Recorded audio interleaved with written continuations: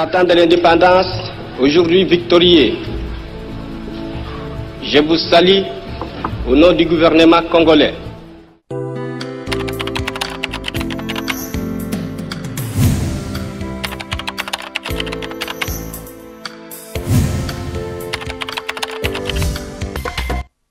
Comment évolue l'état de siège décrété depuis le mois de mai en Ituri et au Nord Kivu? Le Sénat veut obtenir des explications. Quelques membres du gouvernement ont été auditionnés. C'est pour bientôt la fermeture des ports illégaux. Un rapport de la commission interministérielle a été remis au vice-premier ministre, ministre de l'Intérieur. Voilà tout pour les titres, mesdames et messieurs. Bonjour et merci d'avoir choisi la RTNC pour vous informer. Le chef de l'État poursuit son séjour à New York, aux États-Unis, où il a participé à l'Assemblée générale des Nations unies. Sur place, Félix-Antoine Tshisekedi a eu un entretien avec le nouveau président zambien. Ils ont évoqué la sécurité aux frontières et la coopération économique. Patrick Michel Mukoyi. C'est l'une des premières rencontres officielles entre Félix-Antoine Tshisekedi et Hakainde Hichilema. Élu le 24 août dernier, le nouveau président de la Zambie a pris de longues minutes pour harmoniser les vues avec le président de la République démocratique du Congo sur les questions d'intérêt commun. Sécurité aux frontières, coopération économique, des sujets au cœur des entretiens entre les deux personnalités.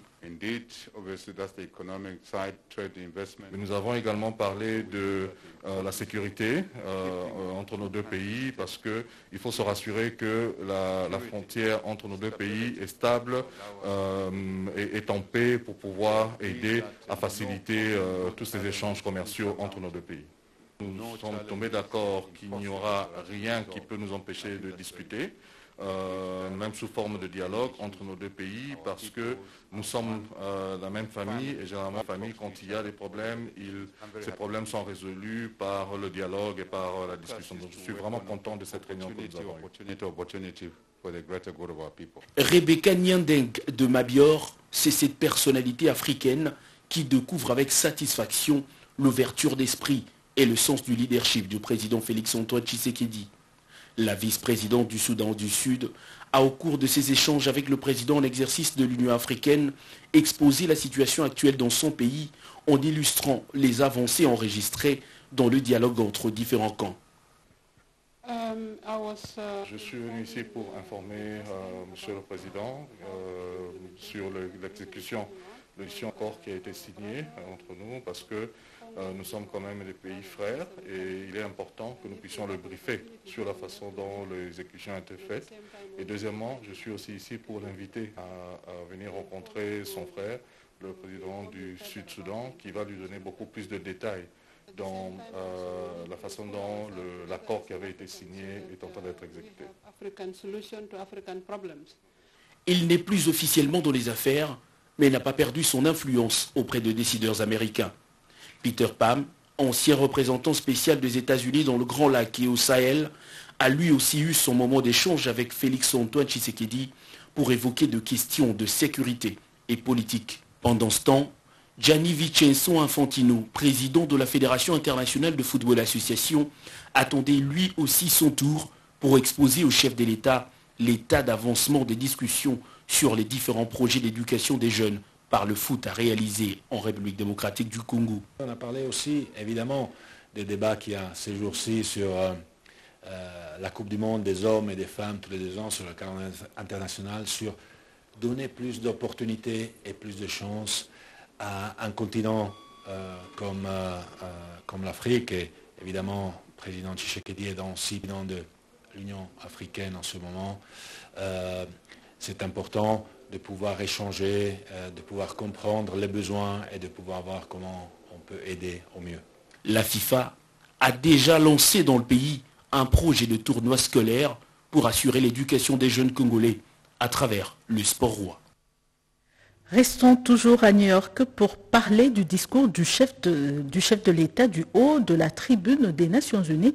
Parmi tant d'autres sujets, Félix-Antoine Tshisekedi a évoqué la question du réchauffement climatique. Extrait. La République démocratique du Congo plaide pour l'accélération de la mise à disposition effective des ressources par le FMI sans oublier l'impératif d'alléger la dette des pays africains et de matérialiser toutes les promesses faites à l'Afrique en compensation des sacrifices consentis afin de préserver l'humanité contre le réchauffement climatique. S'agissant particulièrement du réchauffement climatique, il convient de rappeler qu'il reste moins de 6 semaines avant la COP26 et 9 années avant 2030. Pour l'Afrique, l'année 2030 sera marquée par une baisse du PIB pouvant atteindre les 15%, une réduction des rendements agricoles et une forte augmentation de risques d'inondation côtière et dans les pays insulaires. Pour faire face à ces impacts négatifs, d'ici à cette échéance fatidique, le continent africain aura besoin de 30 milliards de dollars par an pour s'adapter. Ce montant devrait passer à environ 50 milliards de dollars d'ici 2040. C'est pourquoi je lance un appel à la communauté internationale en général et aux amis de l'Afrique en particulier de soutenir le programme d'accélération de l'adaptation en Afrique, AAA en sigle, dirigé par le Global Center Adaptation et la Banque africaine de développement, programme qui entend mobiliser 25 milliards de dollars américains en 5 ans pour aider l'Afrique à supporter le choc des changements climatiques. Ainsi, au-delà des proclamations de foi et de bonnes déclarations d'intention, la relance de l'économie mondiale sera une réalité pour tous et la solidarité internationale aura un contenu palpable, notamment pour les peuples africains. Monsieur le Président, Mesdames et Messieurs les chefs de délégation, l'Afrique n'a pas besoin d'aumône. Elle se bat pour conquérir des espaces de liberté et d'action dans un monde toujours en compétition afin de se forger un destin meilleur et d'apporter davantage sa contribution au progrès général de l'humanité. L'Afrique a besoin de partenariats constructifs et gagnant-gagnant pour mettre en valeur ses fabuleuses richesses naturelles, se doter d'infrastructures de développement et améliorer les conditions de vie de ses populations. La création des routes secondaires à Kinshasa est une nécessité pour faciliter la circulation est une nécessité. Le représentant personnel du chef de l'État a visité quelques chantiers en réhabilitation et en construction à travers la capitale. Dans sa suite, Constance Mananga. Cette visite marque essentiellement le suivi et l'évaluation du projet Tile-Gelou lancé par le chef de l'État Félix-Antoine Tshisekedi le 17 mars dernier dans les quartiers périurbains d'Mpassa dans la commune de Lansele. Le représentant personnel du chef de l'État a parcouru quelques chantiers en construction ou en réhabilitation dans certains axes routiers. Yannick Luntadila sur l'avenue Assosa dans la commune d'Ngiringiri s'est rendu compte de l'évolution des travaux de cette route qui dessert la population pour la grande avenue manifeste dans la commune de Selembaou. Son constat est que la construction des caniveaux étant terminée, il ne reste que quelques travaux d'arrangement avant le bitumage de la chaussée. L'un des grands chantiers de ces projets sur l'avenue Elengesa qui va bientôt déboucher vers l'arrêt courant dans la commune de Mongafula. Ici, les travaux ont évolué à près de 90%. Vous savez qu'à Kinshasa, on n'a pas de route secondaire. Et le chef de l'État a lancé ces travaux de Tile-Gelou pour désengorger la ville. Et c'est à nous, ces conseillers, de faire le suivi de ces chantiers pour voir effectivement si les entreprises suivent et puis si derrière le gouvernement suit par rapport à la vision du chef de l'État. La population de ces coins salue cette initiative, surtout qu'elle n'a jamais vu ce type de travaux. Les chantiers au niveau de Kapela, de Kimweza, du rond-point Victoire n'étaient pas les restes. Les travaux de forme se font pour la pose des bétons armés. Yannick Luntadila s'est fait expliquer des ingénieurs la nature des travaux effectués. Il leur a donné des instructions sûres avant de leur promettre de revenir prochainement pour le suivi et l'inspection. En Ituri, la route nationale numéro 27 est complètement dégradée. L'administration militaire vient de signer un contrat de réhabilitation urgente de cette route pour faciliter la circulation des biens et la circulation des personnes et de leurs biens. Reportage. La paix étant restaurée, si la RN27, l'heure a sonné pour sa réhabilitation. Cette route qui part de Bunia jusqu'à Mahagi, à la frontière avec l'Ouganda, est dans un état de dégradation très avancé. Et pour sa réhabilitation, l'administration militaire a fait confiance à l'entreprise Maïchani Yamungu qui déclare amorcer le travaux d'ici une semaine. Maître Taban Dieudonné, avocat conseil de l'entreprise. Ça va ouvrir les tronçons à une superficie vraiment beaucoup plus large pour permettre à ce que la circulation soit très fluide. Il y en a un nombre de machines important qui est déjà en route, qui pourront entrer déjà dans la ville ici dans 2 ou 3 jours pour préparer le lancement des travaux. Toutes les dispositions nécessaires sont prises pour que ces travaux se réalisent avant 8 mois. Selon Sengi Dabachulu, directeur adjoint du cabinet du gouverneur en charge de l'économie et des finances, la réhabilitation de la route Bunia-Komanda a été confiée à l'office des routes. Tous ces travaux sont financés par la province. Nous avons identifié les routes revêtant un caractère urgent pour la province, tant sur le plan économique et sécuritaire. Et qu'à ce jour, il est question de maintenir la fluidité des trafics sur la route par la prise en charge, l'entretien et la maintenance, afin que les échanges commerciaux se fassent aisément. Pour d'autres réseaux routiers, le gouverneur militaire, le lieutenant-général Luboyanka Chomadjoni, est déterminé pour sa réhabilitation afin de faciliter la circulation des personnes et de leurs biens. Tel est l'objectif de l'état de siège. C'est depuis le mois de mai que le président de la République a décrété l'état de siège en Ituri et au Nord Kivu. L'heure est allée vers les membres hôtes du Parlement. Les sénateurs ont entendu quelques membres du gouvernement directement concernés. Sandra Nyangui. Le Sénat a entamé ce jeudi 23 septembre l'évaluation de l'état de siège décrété depuis le mois de mai de l'année en cours sur ordonnance présidentielle dans les provinces du Nord Kivu et l'Ituri. Très préoccupés par le retour de la Est-Guy, les sénateurs ont par cet exercice auditionné quelques membres du gouvernement concernés par cette question sans ambiguïté sur l'évolution de cette situation exceptionnelle dans cette partie du territoire national. Il s'agit du vice-premier ministre, ministre de l'Intérieur, du ministre de la Défense nationale, le ministre des Finances ainsi que le vice-ministre de la Justice. Les directeurs généraux de la DGM et celui de l'air ont été également conviés à cette séance. À l'issue d'un oui de quelques heures, l'INE a décidé d'accorder quelques jours au gouvernement pour harmonisation du rapport. Aujourd'hui, nous avions déjà entamé l'évaluation de l'état de siège. Mais le débat que nous avons engagé nous a l'examen de cette question pour demander au gouvernement de pouvoir bien préparer ce dossier et d'harmoniser sur tous les vues et d'éviter les contradictions de manière à ce que lorsqu'ils seront prêts, nous puissions les inviter par le biais du Premier ministre pour faire une évaluation correcte et sérieuse. Nous tenions donc à dire à notre peuple qui nous suit que nous n'avons pas voulu éluder quoi que ce soit. La question est remise pour plus tard.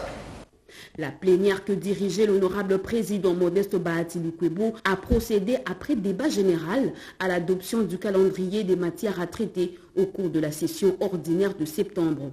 Session essentiellement budgétaire, mais les élus des élus mettront un accent particulier sur le contrôle parlementaire. Il faut noter par ailleurs que ce calendrier adopté reste ouvert durant toute la session, a fait savoir le président du Sénat.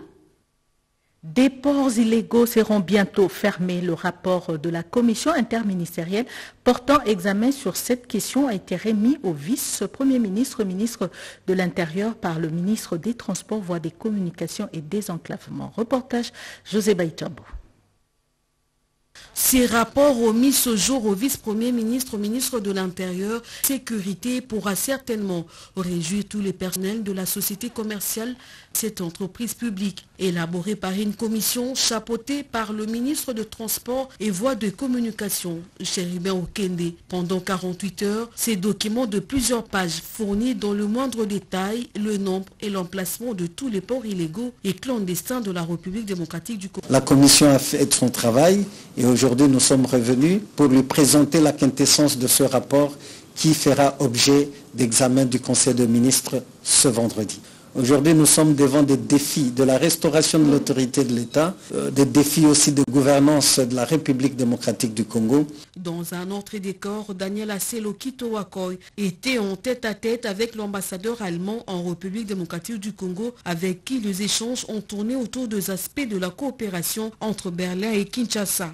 Nous avons discuté la décentralisation de la bonne gouvernance, mais aussi les aspects de la démocratie locale et autres aspects de la sûreté. Le vice-premier ministre, ministre de l'Intérieur et Sécurité, maître Daniel Aselo Kitowakoy, reste focus sur ses missions, notamment celle de rétablir l'autorité de l'État sur toute l'étendue du territoire national. Grâce à une diplomatie réaliste, l'Afrique a réussi à obtenir un financement pour soutenir les économies fragilisées par la crise sanitaire. Un succès à mettre à l'actif du mandat de la RDC, d'accompagner la mandature de la RDC. Le professeur Alphonse Daniel Tumbalouaba a fait l'évaluation à mi-mandat. C'était au cours d'une conférence de presse, nous dit Françoise Bouela-Boaki et Pompon Oumba. Les grands dossiers qui bougent l'Afrique. La place aux négociations autour de la crise née de la construction du barrage de la Renaissance, la sécurité, la crise économique, l'un après l'autre, la présidence de la RDC à l'Union africaine est d'avancer. La stratégie. Alphonse Daniel fait l'évaluation à d'une conférence de la RDC. Le professeur Alphonse Daniel Tumbalouaba a fait l'évaluation à mi-mandat. C'était au cours d'une conférence de presse, nous dit Françoise Bouela-Boaki et Pompon Oumba.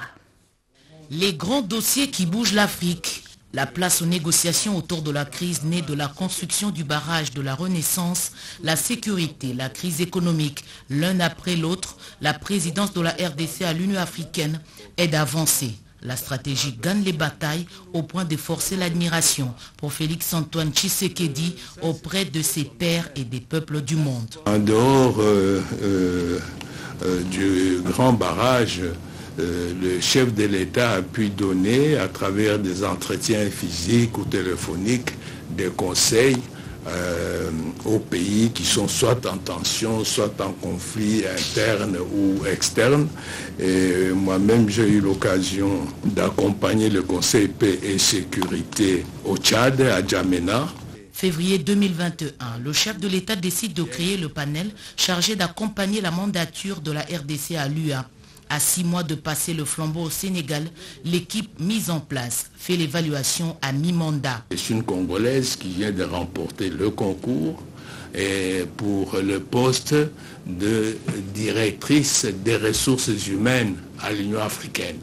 Le coordonnateur Alphonse Tumbalouaba a égrené les réalisations au nombre desquelles le lancement de l'Académie des jeunes, l'instauration du Grand Prix africain de la littérature, les grandes manœuvres au sommet de Paris sur le financement des économies africaines frappées par le Covid. Sans fausse modestie, le panel reconnaît quelques problèmes logistiques et financiers qui n'ont pas permis d'exécuter ces plans déclinés en piliers. Le ministre de l'Agriculture a porté la voix de la RDC lors de la réunion du G20 tenue dernièrement en Italie. Le renforcement de la coopération entre les membres du G20 sur l'alimentation et l'agriculture, c'est l'une des recommandations formulées au terme de cette réunion. Martha Magaza. Cette réunion de ministres de l'Agriculture du G20 s'est terminée par l'approbation d'une déclaration finale réaffirmant l'engagement à réaliser la sécurité alimentaire dans le cadre des 3 dimensions, à savoir économique, sociale et environnement. Les ministres du G20 ont réaffirmé leur intention d'atteindre l'objectif de faim zéro qui est menacé par les conséquences du Covid-19, car un quart de la population mondiale souffre encore d'insécurité alimentaire. Le ministre de l'Agriculture, Désiré Nzinga Birionze. En ce qui concerne les G20, c'est à l'unisson que nous allons combattre la faim. Il y a même une coalition de lutte contre la faim. Nous avons profité de cette occasion pour dire combien le gouvernement, sous l'impulsion du chef de l'État Félix Antoine Tshisekedi Tshilombo, se met debout aujourd'hui pour essayer de ramener le Congo comme un pays leader des pays africains. Mais au-delà de ça, j'ai fait un saut à Bucarest en Roumanie. Aujourd'hui et partout où nous passons, le Congo est en train de reprendre son audience. Il y a beaucoup d'investisseurs qui viennent, et les Italiens et les Roumains. Ça ne fera pas 3 mois que vous verrez qu'ils sont venus pour voir comment relancer les choses. Ils ont pour se faire convenu de ne pas adopter des mesures restrictives injustifiées qui pourraient conduire à une extrême volatilité des prix des denrées alimentaires sur les marchés internationaux, menaçant ainsi la sécurité alimentaire. Promouvoir la production locale dans le secteur de la pisciculture est l'un des moyens efficaces pour lutter contre la faim. Le ministre de la Pêche et l'Élevage a procédé à la distribution de alevins et leurs aliments à plusieurs ONG à travers la capitale. Edith Chala. Cette opération est une preuve, s'il en fallait encore une, de la détermination du ministre de Pêche et Élevage de booster le secteur de la production des poissons en République démocratique du Congo. Le premier lot de 2 500 000 alevins et leurs aliments commandés par le gouvernement de la République est arrivé à Kinshasa. Adjem Bokele Djema, ministre de la Pêche, qui a distribué mercredi à plusieurs ONG aquacoles de la commune d'Elansele ces alevins et leurs aliments afin de lutter contre les effets de la Covid-19 dans ce secteur, indique également que l'objectif de cette campagne est de lutter contre la faim en inondant Kinshasa avec les produits de la pisciculture. Nous avons prévu plus de 800 structures aquacoles donc dans l'interland de la ville de Kinshasa. Et c'est comme ça que nous avons commencé d'abord par Nsele. Ce n'est pas la dernière fois parce qu'en fait au niveau d'Nsele, c'est juste une centaine de structures qui sont concernées aujourd'hui. Quelques semaines plus tard, on va encore revenir, si pas moi-même, mais au moins mes services. Donc après Nsele, nous irons vers Mongafula et ainsi de suite. Après l'étape de Kinshasa, plusieurs provinces seront aussi concernées par cette campagne qui s'inscrit dans la vision. Le peuple d'abord. Le ministre a appelé les bénéficiaires à bien œuvrer dans le but de produire des poissons qui seront consommés par le plus grand nombre des Kinois. Le directeur du cabinet adjoint du ministre Désiré Cachemire Kolongele des numériques a participé au forum sur la cybersécurité tenu au Congo-Brazzaville, ce en vue de renforcer la collaboration dans le domaine de la cybersécurité. C'est un reportage de Toto Céleste Sungu et Patience Somboyo. La cybersécurité est un enjeu stratégique pour les États, les entreprises et institutions en Afrique. Tel est le forum organisé par la société Skitech Congo, tenu dernièrement à Brazzaville, en République du Congo. La voix de la République démocratique du Congo a été portée à ces forums par le directeur du cabinet adjoint du ministre Désiré Cachemire Kolongele, M. Caliste Touzolana. Faisant partie du panel du dit forum, M. Touzolana a rappelé la vision du président de la République, Félix Antoine Tshisekedi Tshilombo, celle de faire du numérique congolais un levier d'intégration, de bonne gouvernance et de croissance économique. C'est vraiment important pour nous de participer à ce type de forum, de voir comment les autres ont abordé ce type de questions, comment se sont organisés, qu'est-ce que nous pouvons tirer de leurs expériences pour construire quelque chose qui soit solide et efficace chez nous. En bilatéral, la délégation de la RDC, avec à sa tête le directeur adjoint du ministre du numérique, Caliste Touzolana, a échangé avec le membre du cabinet du ministre de l'économie numérique du Congo-Brazzaville sur le renforcement de la collaboration dans le domaine de la cybersécurité. La centrale hydroélectrique de Boussanga, dans la province de Lualaba, sera bientôt opérationnelle. Le ministre des Ressources hydrauliques et électricité a visité ce barrage d'une capacité de 240 MW. Marie Kalong.